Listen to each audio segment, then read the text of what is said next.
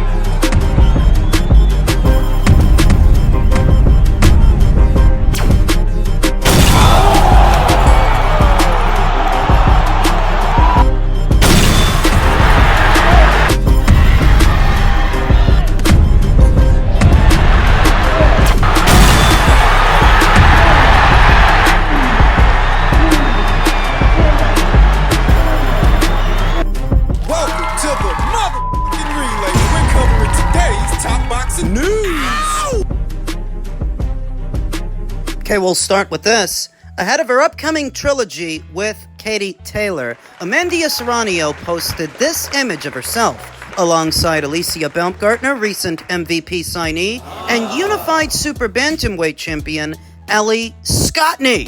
Perplexing because they appear to be at Madison Square Garden in New York City, which is not exactly a hop, skip, and a jump away from Faversham Road. So what would Catford's finest and Ellie Scotney be doing at Madison Square Garden? She just happened to be in the tri-state area at a time when MVP is close to announcing the other undercard fights for the Taylor vs. Serrano trilogy. You see, I think Ellie and Amanda are doing a little bit of business. That's what I think. I think we're very close to the kickoff press conference for Taylor vs. Serrano 3. I think that's why Ellie Scotney was in the tri-state area, and I think she's going to be unifying titles on that undercard against long-reigning champion Jamie Mercado. Matchroom was able to put together at least one unification match for Ellie in the form of the Sigaline Lafar fight that allowed Ellie to unify both the IBF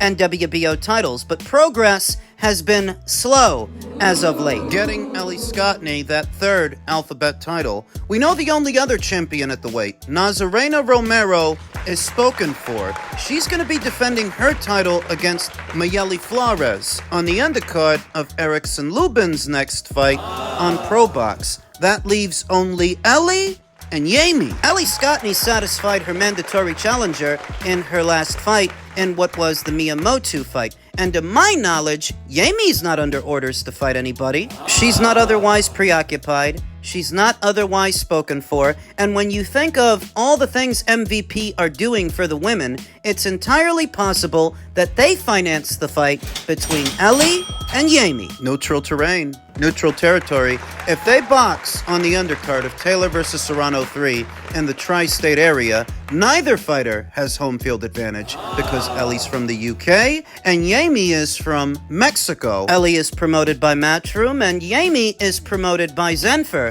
With MVP at the helm of the promotion, neither fighter would be the house fighter in that scenario, and neither fighter would have that edge over the other. Neutral terrain. I've always favored Ellie Scotney to win this fight in spite of Ellie being a lot less experienced as a professional than Jamie Mercado. Jamie has a lot more fights, a lot more rounds, and a lot more time in the paid ranks. But in spite of that, Ellie's talent level, her adaptability, and her resume so far, what I've seen, I'm convinced she can figure out this puzzle. She can beat Jamie Mercado. She can do it. Ellie has proven that she's just as effective coming forward as she is moving backwards or moving laterally, that she can play the aggressor and the defender equally well, even if she's not that big on power. She's not a knockout merchant. She can still land with some authority. To Jamie Mercado's credit, you could almost say the same thing about Jamie, that she can play the aggressor and the defender, just not as well as Ellie, I think. It's a marginal difference, a difference of centimeters, a difference of inches, a difference of subtleties. That's what I think will decide the outcome, that Ellie is more effective at every range than Jamie Mercado is, even though Jamie is a lot more experienced. I expect to hear an announcement where this fight is on the undercard of Taylor vs. Serrano 3 in the coming days and weeks. And I expect that Ellie Scotney will win a points decision. I'm saying it now, and I'm doubling down. Ellie beats Yami. Men's lightweight news. Disappointing developments as it pertains to the proposed Keyshawn Davis versus Edwin De Los Santos fight. Top Rank is now looking for a replacement opponent for Keyshawn Davis after a deal fell through with Edwin De Los Santos. Word around the campfire is, at least according to Edwin, that they were only offered $200,000 for the fight.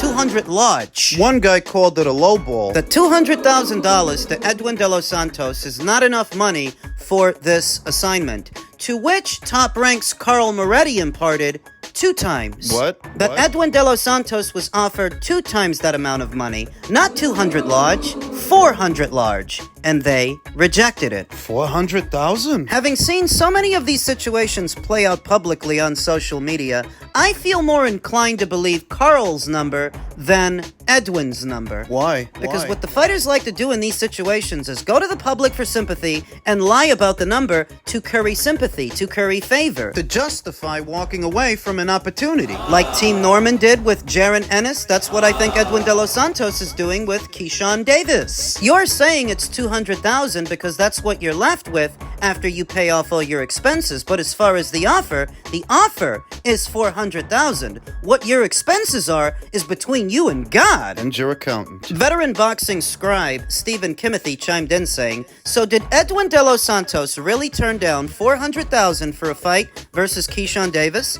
Let's see. He's been inactive. His last fight was in November of 2023, and unknown to the casual fan. Yeah, they really have all the leverage here. I'm sure they have at least 4 or 5 better offers, better than that one. Am I being too harsh in stating that too many of today's boxers and their management seem to be more proud of turning down title shots than accepting them? The caveat, if the offers are fair and reasonable. These are just my thoughts. 200,000 or 400,000. Either number is an adequate number for an Edwin De Los Santos, who is not a ticket seller, nor has he ever been, nor is he going to be. A fighter who's been inactive for over a year that most casual boxing fans don't know, to where you're not in a position to make demands, but you think you are. So that when Keyshawn Davis moves on to somebody else, and believe me, he will, what are you gonna do? What is your alternative to the money you just walked away from? Too many no-name fighters are playing hard to get when they're hard to want, and they don't actually have alternatives. For over 12 months, Edwin De Los Santos has been sitting around doing a lot of nothing. Over there on the PBC side of things, you would have thought the PBC would have at least gotten him a Gervonta Davis fight, but Gervonta landed on a super featherweight instead. And Edwin, they haven't so much as gotten Edwin a stay busy fight on their own side of things, or pro box at least. Somewhere. So that as soon as somebody offers you some money for this guy, you want to go asking for the moon and the stars. You're supposed to pay Edwin $500,000? More? For a boxer, most people don't know. A boxer that don't generate no money, don't sell no tickets, don't do none of that stuff. You're supposed to pay through the nose to get him in the ring? And this is not encouraging for that proposed top-ranked PBC alliance that's supposed to see the two outfits doing more business together moving forward, doing more fights together moving forward. If you can't get a simple Edwin De Los Santos fight over the line, how are you gonna do the others? A fighter like Edwin De Los Santos should be expendable and easy to do a fight with because, frankly, he's not worth anything, and they need to understand that. Beggars can't be choosers. Do you see a lot of other champions offering you a shot at their belt? Is Gervonta offering you one? Is Loma? You've already been there and done that with Shakur Stevenson. Nobody wants to see that again. This was the only shot available to you, and you pissed it away. I don't pity him. You don't want to fight? Don't fight. Somebody else will. Somebody else always does. 200,000, 400,000. I don't think either number is a lowball for a guy like Edwin. What are you supposed to pay a guy like that? He's one of Samson's boys. Don't you notice wherever Samson Lukowicz is, that's where fights ain't happening for one reason or another. The common denominator with B-side fighters that have A-side demands is Samson Lukowicz. It's always the same thing. But like I said, You don't want to fight for that number? Don't fight for that number. Somebody else will. And while they're fighting and making money, win or lose, you ain't gonna be doing nothing. Cause Samson hasn't had you doing nothing for over a year. If he were actually using this guy for something I could see. It's the difference between today's B-side fighter and yesterday's B-side fighter. Yesterday's B-side fighter knew that they were the B-side. They understood that, and what they wanted was the opportunity. The opportunity to fight in a big fight so that if they win, they can turn that into more money. Whereas today's B-sides want the money before they even fight, to the point where you can't even make a fight with them. That's what's going on. That's the difference. Delusions of grandeur. Everybody's got them, even the B-sides. When a Brian Norman turns down a Boots, when an Edwin de Los Santos turns down a Keyshawn Davis. Delusions of grandeur. Everybody's got them. He's betting on himself. That's everybody's favorite thing to say these days, that the fighter is betting on themselves. But betting implies that you actually have money to gamble, that you have money to play, when you don't. What are you betting? The rent money? The Con Ed bill? The car note? The groceries? What are you gambling? We go 3 with it. And you don't drive them. It's close to 15 minutes. You're right. It's close to 15 minutes. New reports have raised doubts about Floyd Mayweather Jr. Eyes as claims of investing in a $402 million Manhattan apartment portfolio just over a month after Mayweather announced his biggest deal yet, acquiring 62 rental apartment buildings in Upper Manhattan. Business Insider reported that no such deal appears to have occurred. Floyd recently posted a video on Instagram claiming he bought 6 apartment buildings, stating that they are all his properties with no partners involved. However, Business Insider has contradicted these claims, stating that the ownership of the buildings remains unchanged and they are not Mayweather's, as he stated. Many are left questioning why Mayweather would make such a bold, untrue claim about his financial dealings. Ever.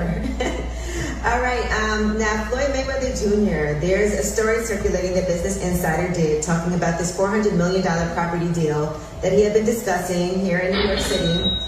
But now, according to Business Insider, it's not what you think it is. They said there's no evidence there's been a sale of these properties, and it's 62 rental apartment buildings in Upper Manhattan. Here is what Floyd Mayweather had said at the time on a video that he posted on his Instagram. I love bringing people into my lifestyle, showing people how I live. Now, I know you guys see me on the regular talking about real estate. Well, lately, I purchased 62 apartment buildings in New York City. And what I need you guys to do, slide over and check out the photos. It's not all 62 buildings, it's a few buildings, but guess what? All the buildings belong to me. I don't have no partners. That video was uploaded to 50 Cent's Instagram account. 50 Cent, who was trolling Floyd Mayweather after news reports suggested he didn't actually purchase 62 rental apartment buildings in Manhattan for $402 million, close to $500 million. Floyd Mayweather is 48 years old, close to 50. What's a guy that age lying about his finances for? Lying about your finances is tantamount to lying on your dick. The inconvenient truth about Floyd Mayweather, his career, and his finances, he was not so beloved when he was an active fighter that he was able to parlay that into big corporate sponsorships and endorsements, lending his likeness to big-name brands because big-name brands wouldn't want to do business with him. He was not well-liked. That's not to say that he didn't have fans or he didn't have supporters. Of course he did. Just not enough to where he can make the same segue that George Foreman did. That commercial appeal, Floyd Mayweather never had it because Floyd Mayweather was never that well-liked. So all these years later, after his career has ended, he's lying about his finances? Apparently, he got fraud checked. You're standing around with your buddies on a corner, and you can make up any kind of story. You can make up any old kind of thing because who's going to fact check you on it? But when you say that you just spent $402 million on 62 apartment buildings in Manhattan of all places. Some of the most expensive real estate in the country. I was actually going to do a segment on it until this news broke, that maybe Floyd Mayweather isn't broke after all, like 50 Cent and some others have been suggesting. The rumors have been around for years that the overhead of Floyd Mayweather's lifestyle has finally caught up to him, and because he's not bringing in the same money that he used to when he was an active fighter, he's fallen on hard times.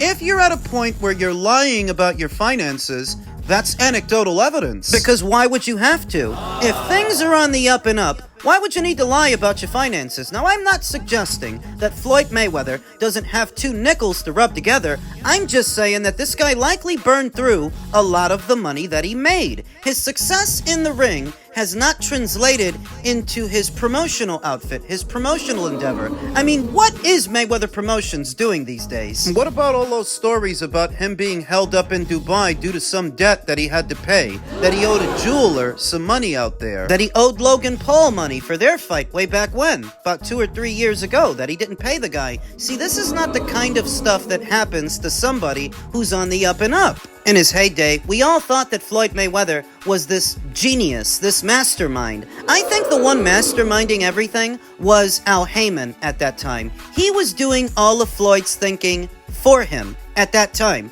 I'm not sure that's the case anymore. Because Floyd Mayweather is not a hot commodity anymore. And you can see that he struggles with that. At 48 years old, he's still buying jewelry, and it's his prerogative, don't get me wrong. He's a grown man, and he can spend his money however he wants to, the same way that another grown man can walk around sucking on a pacifier, if that's his prerogative. He can, but it still requires some explanation. Why is a grown man sucking on a pacifier? Why is Floyd Mayweather still burning through cash to buy jewelry? Why are you still trying to keep up with that image? You're almost 50 years old. That's all right when you're in your 20s and you're in your 30s, but it does seem like something that you eventually grow out of, and Floyd Mayweather hasn't. I remember an image of Floyd sitting courtside at a basketball game. He had a big bag of money next to him that he just happened to be counting courtside, and I just thought to myself, who carries cash anymore? Let alone that much, and let alone to a basketball game. And why would you be counting it right then and there? The optics. He still thinks it's the late 90s and early 2000s, where rappers used to flash money in their little music videos. Talk about all the stuff they bought, all the toys, all the cars, all the broads, all that stuff. Not becoming of a man who's 48 years old. You're 48 going on 50. I almost didn't believe it when I heard that Floyd had bought up that much real estate, that many apartment buildings in Manhattan of all places. That is some of the most expensive real estate in the entire country. And you're telling me that this guy spent $500 million while being in debt to a jeweler, while being in debt to Logan Paul, who he still owes money. I guess my initial impression, I guess I was right not to believe it, because it seemed far-fetched. Hindsight being 2020, Floyd doesn't have the business acumen, the business savvy that we all thought he did. His favorite thing to say back then was he made smart investments, and he would say that on repeat whenever they would ask him about it. What seems now likely just something that he heard Al Heyman say, or something that Al Heyman told him. Tantamount to reading off a cue card, if Floyd Mayweather could read. Lying about your finances. Why would someone of Floyd Mayweather's stature have to do that? Because he is lying. He's been fraud checked. His entire being, his entire persona was centered around decadence and luxury. But it's much harder to keep up that image when you're not generating those big pay-per-views, when you're not bringing in those massive paydays. It's the same for anybody in that situation. If you don't find something else to do, that's what's going to happen, irrespective of what you made. Never forget, MC Hammer made millions upon millions, and MC Hammer went broke. It happens. Is it happening to Floyd Mayweather? Well, it might be.